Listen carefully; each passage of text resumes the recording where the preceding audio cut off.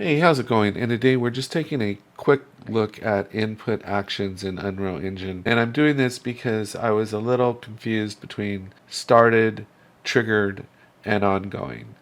So where this comes up is I'm just in the blueprint third person. If I go into the template here, you'll see here on our enhanced input actions, you'll notice we've got triggered, started, and ongoing. And honestly, I wasn't clear on what is the difference between them. And as I became clearer on the differences, I actually think these are out of order. And I think it should be started should be on the top, ongoing, and then triggered. So I don't understand why triggered is on the top because started happens before triggered. That's why. And if we look down here, you'll see it's on top again down here too. And you'll notice that look how started is plugged in, not triggered.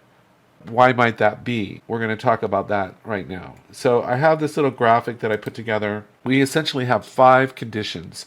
2 of the conditions are tied together. So ongoing is paired with canceled. So in other words, if there was no ongoing, there'd be no need for a cancel. First thing to know is that start is the first thing to fire off. So it always, no matter what the triggering event is, if it's a button press or it's a click, start always fires first, and every time it's triggered, it fires once. It fires immediately and it lasts 1 frame. So like when you saw on the jump enhanced input, that would be a smart one to use because it happens just once, it happens immediately, and it fires in a frame. So if you want something to fire off, no doubt, every time, just once, start's a good one to use, right? Because it's just a one-time thing. It happens every time you press a button. It's over in a frame. And then we have triggered. So triggered, normally, if there's no trigger condition set, then trigger fires immediately after start. And then after the trigger is done, then the completed signal is sent. This scenario would be maybe one of the most common ones where there's no trigger condition set. And so it just start, fires on frame 1, trigger fires on frame 2, and essentially completed would be on frame 3. In Unreal Engine, one of the things is that we have an option if we go into our folder on inputs here. We go into input and we come into our input actions here. Double click in here.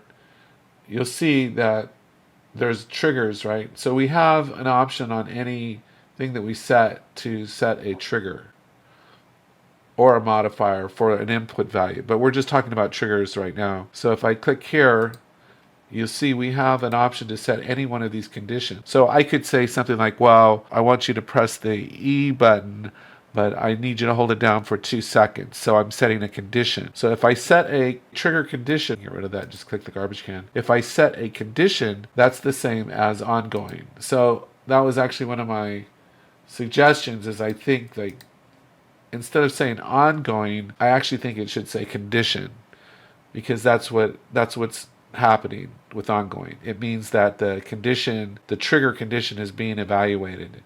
And if the condition is not met, it goes to canceled. If the condition is met, it goes to completed. So it's almost like a branch statement in a way. You're either going to meet the condition or you're not going to meet it. So that all seems pretty straightforward. But I think that the word ongoing is confusing. So if we do set a condition like a hold for 2 seconds, then it would be start, then we go into our condition. Once the condition is met, then we go to triggered, and then we complete. If the condition is not met, then we go off to canceled. As a matter of fact, you could probably even just get rid of these here and just put it over here because this is more of the what's happening is it starts, the condition goes, and then it's either triggered or canceled. It's either met or not. Let's take a closer look at this, and I want to show you something. There's something in here that was confusing me for the longest time. So let's go ahead and add an input action. I already have some print strings set here. So let's go ahead and add an input action here. So I'm in the third person input actions folder here. Let me right click. I'll go to input action, and I'm just going to call this IA underscore print. Okay, and then we're going to click into it. Now I want to show you something really interesting. This was one of the reasons I did this, is this was confusing me. We've created this input action, right? And we've identified it. And here we have an option to put a trigger or a modifier here. We can add it here. But we don't have to add it here.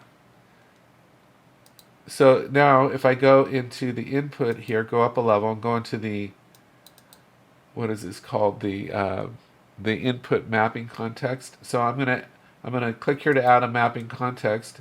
We'll see it right here, right? And now if I open it up, you'll see I can set whatever the input's going to be. If I click that, all I have to do is click the actual input, so on the device. So if I hit, once that turns yellow, so if I hit E, now it's E. Now if I click down further, you'll see we also have triggers and modifiers here. So they're actually in two spots, you see that? And my question was, does it matter if you set it here or set it here? And it doesn't seem to matter whether you set it. You can set it in either place. So here we're going to go ahead and set a condition to hold down the button for, let's say, 2 seconds, right? So that's our condition, right? So now if I come back in here and I go back into my Blueprint third person, I can search for that input action that we just created. So I can search for IA underscore right here, print, open it up, and you'll see we've got all these conditions. And now we hopefully understand. So you see what I mean about this being out of order? Because started should be on the top, and then ongoing, and then triggered, right? Because started means it's going to fire right away. It's going to fire in one frame, and it's only going to go off of once, right? Now if I plug in triggered to triggered, trigger is not going to fire until the ongoing condition is met, right? So I can plug this into here.